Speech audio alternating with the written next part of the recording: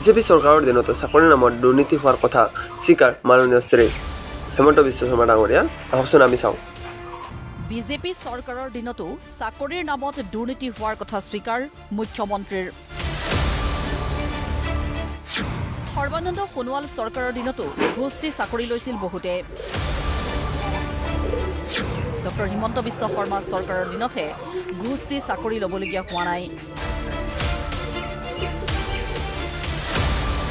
নিজৰ চৰকাৰক সফল বুলি প্ৰতিষ্ঠা কৰিবলৈ গৈ কেৱল কংগ্ৰেছ চৰকাৰকে নহয় সৰ্বানন্দ সোণোৱাল চৰকাৰকো কাঠগড়াত তুলিলে বৰ্তমানৰ মুখ্যমন্ত্ৰীয়ে। আজি 2021 আগত যোনে নিযুক্তি পাইছিলে তাত 50-50 আছিলে।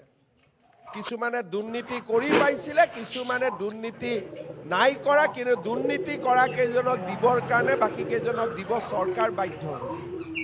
কাংক্ষিত কোন আছিলে? যোনে মোক 10-15 লাখ 20 লাখ 25 লাখ দিব পাৰে। এইখিনিতে আমি প্ৰতিদিন টাইমৰ দৰ্শকসকলৰ লগতে প্ৰাক্তন মুখ্যমন্ত্ৰী সৰ্বানন্দ সোণোৱালৰ চৰকাৰৰ আৰু সেই সময়ৰ একাংশ বিষয়াৰ এটা বিষয় দৃষ্টিগোচৰ কৰিব বিচাৰিছোঁ।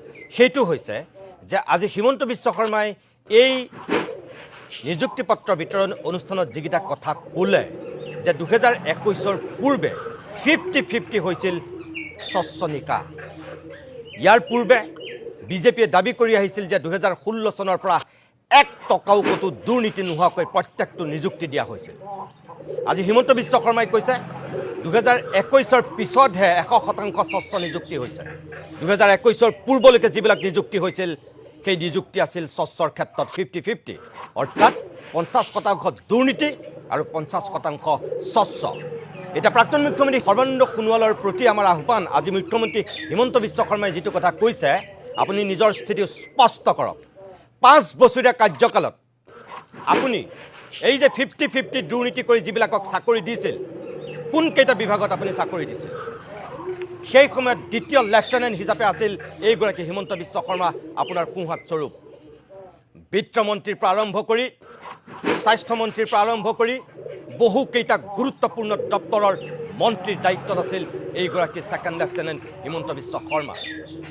আৰু আমাৰ এই টেলিভিশ্যনৰ এই প্ৰতিদিন টাইমৰ ষ্টুডিঅ'তে নহয়, অসমৰ প্ৰত্যেকটো টেলিভিশ্যন ষ্টুডিঅ'ৰ মজিয়াত বিজেপিৰ মুখপাত্ৰসকলে মন্ত্ৰীসকলে দম্ভ মাৰি কৈ আছিল যে 16 চনৰ পিছত যিমানবিলাক নিযুক্তি হৈছে সকলোবিলাক স্বচ্ছ নিযুক্তি, 1 টকাও ক'তো দুৰ্নীতি আৰু ভ্ৰষ্টাচাৰ হোৱা নাছিল। আজি হিমন্ত বিশ্ব শৰ্মাই নিজেই কৈছে 21 পূৰ্বে যিবিলাক নিযুক্তি হৈছিল সম্পূৰ্ণ স্বচ্ছ নাছিল, 50-50। কাৰ কথা সঁচা? সৰ্বানন্দ সোণোৱালে ইমান দিনে উফাই দাং মাৰি কৈ অহা সেই দাবীবিলাক আজি নৎসাত কৰিছে তেওঁৰেই উত্তৰসূৰী মুখ্যমন্ত্ৰী হিমন্ত বিশ্ব শৰ্মাই। অসমৰ ৰাইজে এতিয়া জানিব বিচাৰিব যে ক'ত ক'ত দুৰ্নীতি হৈছিল, ক'ত ক'ত দুৰ্নীতিৰে চাকৰি পাইছিল সেইসকল চাকৰি প্ৰাৰ্থীয়ে। আজি বিজেপি চৰকাৰৰ এইটো এটা দায়িত্ব, 21 পূৰ্বে এই দুৰ্নীতি আৰু ভ্ৰষ্টাচাৰ কৰি নিযুক্তি পোৱাসকলৰ নাম তেওঁলোকে ৰাজহুৱা কৰক। সৰ্বানন্দ সোণোৱালে নিজৰ স্থিতি স্পষ্ট কৰক। হিমন্ত বিশ্ব শৰ্মাই কোৱা আজি কথাটোৰ সত্যতা কিমান, এয়া সৰ্বানন্দ সোণোৱালৰ প্ৰতিও আমাৰ আহ্বান।